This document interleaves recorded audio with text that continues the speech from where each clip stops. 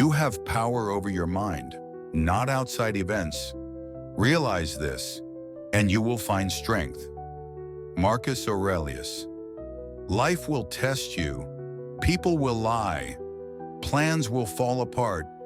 The world will not care about your expectations. But here's the truth the Stoics built their lives around. What happens outside you is never fully up to you. But what happens inside is. Your mind can be a fortress, a place of clarity, reason, and calm. A space that no insult, no misfortune, no failure can breach. But fortresses aren't built by accident. They require architecture, strategy, practice, and that's what this episode is about. Let's explore how the Stoics turned the mind into an impenetrable fortress, armed not with walls or weapons, but with philosophy. Part 1. The Inner Citadel. When Marcus Aurelius wrote Meditations, he wasn't writing for an audience. He was reinforcing the walls of his mind, day after day. In one entry, he calls this the inner citadel, the fortress within which a man can retreat at any moment. To Marcus, your inner life must be structured like a stronghold, defensible, ordered, independent of the chaos outside. He faced wars, plagues, betrayal, and endless responsibility, yet returned again and again to this idea that nothing can touch the soul unless you allow it. Your job is not to control the storm. Your job is to make your mind storm-proof. Part 2, Defense Mechanism Number 1, the view from above. When you feel overwhelmed, step back. This is one of the most powerful Stoic tactics, zooming out. Marcus writes, observe the spinning of the stars as if you were already beneath them. Why? Because problems shrink when perspective grows. You were insulted? Zoom out. This person is just one small voice, in one small city, on one spinning rock in space.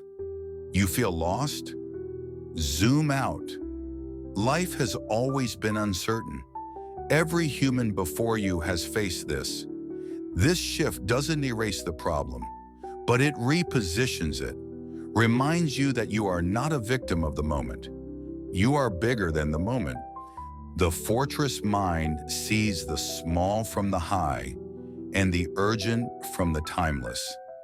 Part 3, Defense Mechanism Number 2, the premeditation of adversity.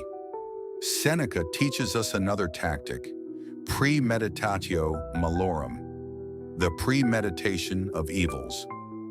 He robs present ills of their power who has beforehand contemplated their coming.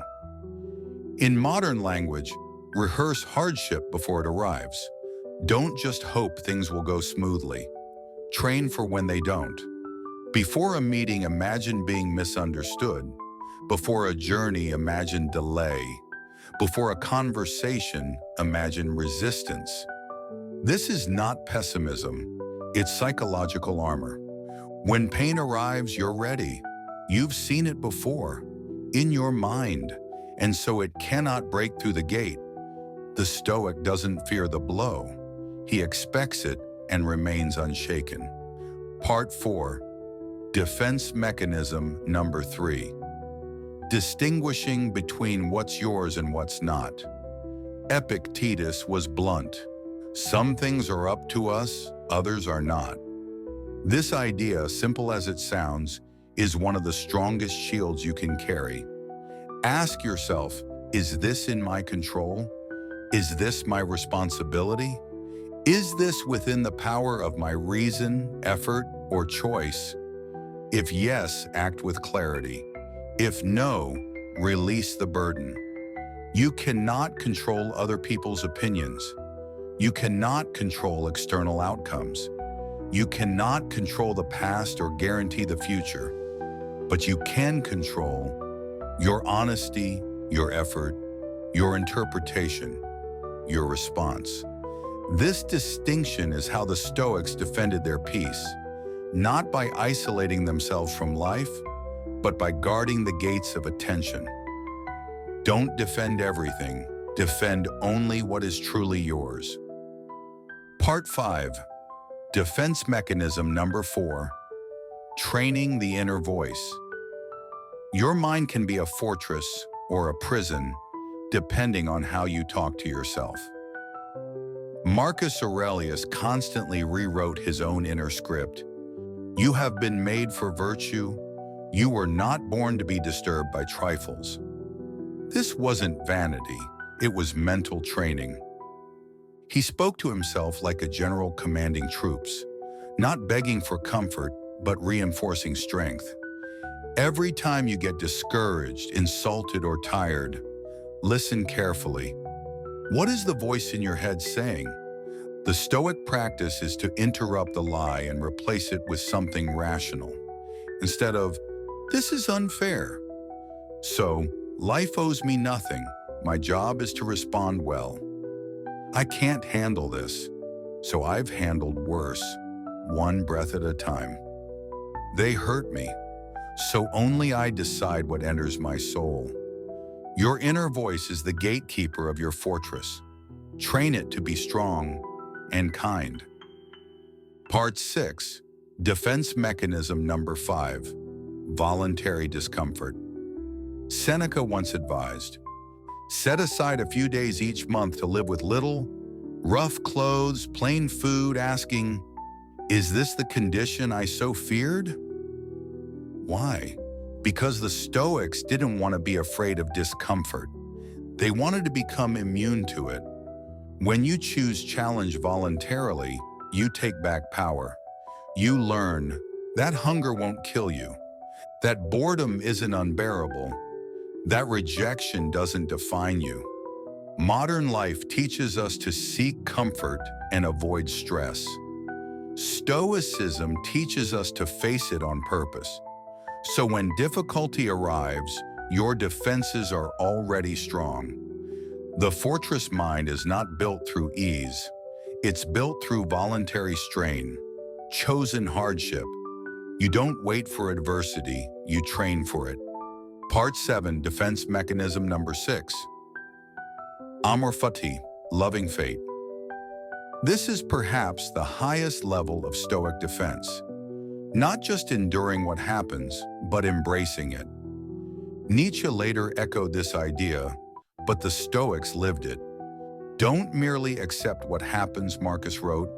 Love it, for it is woven into the whole of the universe. The fortress mind doesn't merely resist adversity, it absorbs it. You get rejected? Use it to sharpen resilience. You get delayed? Use it to practice patience. You get insulted? Use it to test your ego.